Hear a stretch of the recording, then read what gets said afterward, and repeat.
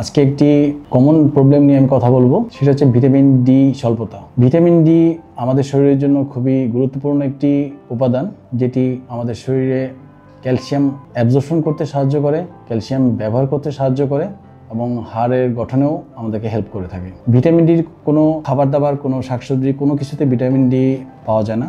Vitamin ডির একমাত্র natural source হচ্ছে সানলাইট থেকে আমাদের শরীরে বিভিন্ন বিক্রিয়ার মাধ্যমে ভিটামিন ডি উৎপন্ন হয়। সেই ভিটামিন ডি আমাদের শরীরে ক্যালসিয়াম অ্যাবজর্পশন এবং ক্যালসিয়াম ব্যবহার করতেও আমাদেরকে সাহায্য করে।